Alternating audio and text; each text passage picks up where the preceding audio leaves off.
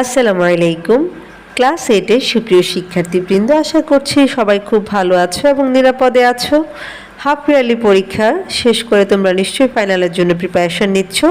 আর সেই প্রিপারেশনে একটু সাহায্য করার জন্য লার্নিং উইথ এএপিআর পক্ষ থেকে আমি আবার হাজির হয়েছি তোমাদের ইউনিট 7 এর লেসন 3 এর পার্ট এ থেকে আলোচনা করার জন্য। আর আমাদের পেজ নাম্বার হচ্ছে 84। এর আগের ভিডিওতে আমি এই ইউনিটের লেসন 2 পর্যন্ত আলোচনা করার চেষ্টা করেছি। সেই ভিডিওগুলো যদি তোমাদের কারো দেখার প্রয়োজন বলে মনে হয় তাহলে তোমরা আমার প্লেলিস্টে গিয়ে দেখে নিতে পারো, এবং তোমাদের সুবিধার্থে প্লেলিস্টের লিঙ্কটা আমি কমেন্ট বক্সে দিয়ে রেখেছি। তো চলো আজকের আলোচনা শুরু করি। আমাদের এই যে লেসন সেটার নাম হচ্ছে রিভার জিপসিস ইন বাংলাদেশ, এবং আজকের যে টপিক এটার সাথে আমরা সবাই খুব কম বেশি পরিচিত। দেখো, রিভার জিপসি মানে হচ্ছে আমাদের নদীর আশেপাশে যে ধরনের যাযাবর বসবাস করে তাদেরকে নিয়ে আমাদের এই অধ্যায়টা সাজানো হয়েছে। তো আমরা খুব সহজ কথায় যদি বলি তাহলে বলতে পারি হচ্ছে বাংলাদেশের বেদে সম্প্রদায়। তো আমার মনে হয় তোমরা অলরেডি সবাই ব্যাপারটা বুঝতে পেরেছো, এবং এই যে বেদে সম্প্রদায় যাদেরকে নিয়ে আজকে আমরা পড়ব তাদেরকে সবাই তোমরা কম বেশি চিনো। তো যারা অলরেডি এই ধরনের জিপসিদের সাথে পরিচিত হয়েছো বা তাদের সাথে কোনো ধরনের পূর্ব অভিজ্ঞতা রয়েছে তারা চাইলে সেটা কমেন্টে জানাতে পারো। তো দেখো, আমাদের শুরুতে কিছু ভার্স দিয়েছে, সেগুলোর অর্থ জেনে নিব। প্রথমটা হচ্ছে জিপসি। জিপসি মানে হচ্ছে যাযাবর, যেটা আমি একটু আগে বললাম, অথবা আমরা বেদে বলতে পারি এখানে। এরপর রয়েছে এথনিক। এথনিক মানে হচ্ছে নৃতাত্ত্বিক। তারপর রয়েছে নোম্যাডিক। নোম্যাডিক মানে হচ্ছে যাযাবর টাইপ, হ্যাঁ, যাযাবর জাতীয়, অর্থাৎ যে যারা হচ্ছে এখানে ওখানে ঘুরে বেড়ায় সেটাকে বলা হয় নোম্যাডিক। এরপর রয়েছে রোম। রোম মানে হচ্ছে ঘুরে বেড়ানো। তারপর রয়েছে টাফলিন। টাফলিন মানে হচ্ছে ওই যে ত্রিপল, অর্থাৎ এই যে বৃষ্টির সময় আমরা যে মোটা একটা প্লাস্টিকের মতো ব্যবহার করে থাকি বৃষ্টি থেকে একটু নিজেকে আড়াল করার জন্য, বা কোনো একটা প্রোগ্রামে দেখবা যে হয়তো একটা বিয়ে বাড়ি, বৃষ্টির সময়ে বিয়ের একটা প্রোগ্রাম হচ্ছে বা অন্য কোনো প্রোগ্রাম হচ্ছে, তখন একটু মোটা এই যে প্লাস্টিকের মতো ব্যবহার করা হয়, সেটাকে বলা হয়, বাংলায় বলি আমরা ত্রিপল, আর ইংলিশে বলে হচ্ছে টাফলিন। তারপর রয়েছে টেন্স। টেন্স মানে হচ্ছে তাঁবু। এরপর রয়েছে রেমেডি। রেমেডি মানে হচ্ছে নিরাময় করার যে ব্যবস্থা, সেটাকে আমরা বলি রেমেডি। তারপর রয়েছে ব্যান্ড। ব্যান্ড মানে হচ্ছে বিক্রি করা। এরপর রয়েছে হিল। হিল মানে হচ্ছে নিরাময় করা বা কোনো রোগ থেকে সারিয়ে তোলা, সেটাকে বলা হচ্ছে হিল। এরপর রয়েছে টালিসমান। টালিসমান মানে এটা হচ্ছে তাবিজ, তাবিজ কবজ যেটা বলি আর কি আমরা, সেটাই হচ্ছে টালিসম্যান। তো দেখো, আমরা কিন্তু শুরুতেই বেশ কিছু নতুন নতুন ওয়ার্ডস জেনেছি। হয়তো বা এই যে নোম্যাডিক কথাটার সাথে তোমরা পরিচিত না। তারপর হচ্ছে যে এখানে টালিসম্যান মানে যে তাবিজ, এটা হয়তো বা তোমরা অনেকে জানতা না, তো আজকে একটু জানলাম ব্যাপারগুলা।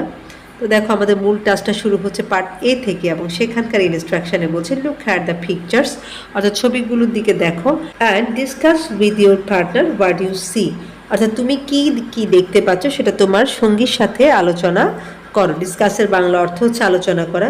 আমরা যদি এখানে দুটো ছবি খুব ভালো করে খেয়াল করি তাহলে কিন্তু উত্তরটা আমরা খুব সহজে নিজেরাই লিখতে পারবো। দেখো, প্রথম ছবিতে আমরা নদীতে বেশ কিছু নৌকা দেখতে পাচ্ছি, এবং নৌকাগুলো একটা আরেকটার গায়ে লেগে আছে প্রায়, এবং নৌকায় আমরা বেশ কিছু মানুষজন দেখতে পাচ্ছি। তো তোমরা অনেকে হয়তো বা এই ধরনের সিন দেখে থাকবে, বিশেষ করে যারা হচ্ছে গ্রাম অঞ্চলে আছো তারা অবশ্যই এই দৃশ্যটার সাথে পরিচিত। তো আমরা এরকম আমাদের যে বেদে সম্প্রদায় রয়েছে, হ্যাঁ, তাদেরকে কিন্তু এইভাবে সারিবদ্ধভাবে নৌকায় বসবাস করতে দেখি। আর যারা হয়তো সরাসরি দেখো না, তারা কোনো সিনেমাতে হলেও কিন্তু এই ধরনের দৃশ্য দেখেছো, বা কোনো একটা নিউজে বা টিভিতে অবশ্যই তোমরা দেখেছো। তো এবং দ্বিতীয় যে ছবি দেখা যাচ্ছে, এটা হচ্ছে একটা বিস্তীর্ণ মাঠ, এবং এই মাঠে এই যে তাঁবু দিয়ে অনেকগুলো লোক বসবাস করছে। তো এটাও কিন্তু আমাদের একটা কমন সিনারি, বিশেষ করে হাইওয়ের পাশগুলোতেও এই ধরনের দৃশ্য আমরা দেখে থাকি, যে এই যে বেদে সম্প্রদায়ের লোকেরা কিন্তু এইভাবে করে কোনো একটা মাঠে, খোলা মাঠে তারা তাদের তাঁবু স্থাপন করে বসবাসের ব্যবস্থা করে থাকে। তো আমরা এই দুটা কোশ্চেনের আনসার এভাবে করে লিখতে পারি। দেখো, আমি লিখেছি এইভাবে যে the picture shows the river gypsies of Bangladesh, অর্থাৎ এই ছবিটা দেখাচ্ছে বাংলাদেশের যে বেদে সম্প্রদায় রয়েছে তাদেরকে। ইন দ্য ফার্স্ট পিকচার অর্থাৎ প্রথম ছবিতে several small boats are floating on a river. several মানে হচ্ছে বিভিন্ন বা অনেক, অর্থাৎ বিভিন্ন ধরনের ছোট ছোট নৌকা নদীতে ভাসমান অবস্থায় আছে বা ভাসছে। These boats are their homes, অর্থাৎ এই নৌকাগুলি হচ্ছে তাদের ঘরবাড়ি। and they travel from one place to another by boat, এবং তারা কি করে নৌকা করে এক জায়গা থেকে আরেক জায়গায় কিন্তু ভ্রমণ করে। in the second picture অর্থাৎ দ্বিতীয় ছবিতে some makeshift turbulent tents are set up on the river bank, অর্থাৎ নদীর তীরে কি অস্থায়ী তাঁবু তৈরি করা হচ্ছে। during winter অর্থাৎ শীতকালে when many rivers dry up, যখন অনেকগুলো নদী শুকিয়ে যায়, the river gypsies return to the mainland. এই যে যারা বেদে সম্প্রদায়ের লোকেরা আছে তারা কি করে, তারা হচ্ছে সমতল ভূমিতে ফিরে যায় and live in these tents, এবং এই তাঁবুগুলোতে তারা বসবাস করে। The picture shows their simple nomadic lifestyle, অর্থাৎ এই ছবিগুলো তাদের যে সাধারণ যাযাবরের জীবন সেটাই দেখাচ্ছে। They travel, work and live close to rivers throughout the year. তারা সারা বছর ধরে ভ্রমণ করে, কাজ করে এবং খুব নদীর কাছাকাছি তারা বসবাস করে। তো খুব সিম্পল ছিল, এভাবে করে তোমরা চাইলে তোমাদের আনসারটা লিখে নিতে পারো। দেখো ছবিগুলো দেখে কিন্তু আমরা যেটা ধারণা করেছি যে এটা হচ্ছে বেদে সম্প্রদায়ের জীবন ব্যবস্থার একটা চিত্র। প্রথম চিত্রে দেখা যাচ্ছে যে তারা হচ্ছে নৌকায় তাদের জীবন চালাচ্ছে এবং নৌকাগুলো নদীতে ভাসমান অবস্থায় রয়েছে। আর পরের যে দৃশ্য ছিল সেটা ছিল হচ্ছে একটা সমতল ভূমিতে, অথবা আমরা বলতে পারি হচ্ছে নদীর উপকূলে বা নদীর তীরে তারা হচ্ছে এই যে ত্রিপলের তৈরি যে তাঁবুগুলা সেগুলা দিয়ে তাদের জীবনের একটা ব্যবস্থা তারা করেছে, সেখানেই তারা তাদের জীবন কাটাচ্ছে।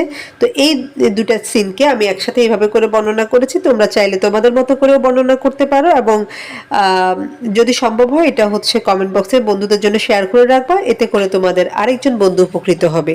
তো আমার যে আলোচনা সেটা তোমাদের কেমন লেগেছে বা আমার যে ডেসক্রিপশনটা সেটা কেমন লেগেছে সেটা অবশ্যই কমেন্ট বক্সে জানাবা। যদি ভালো লেগে থাকে অবশ্যই বন্ধুদের সাথে শেয়ার করবা।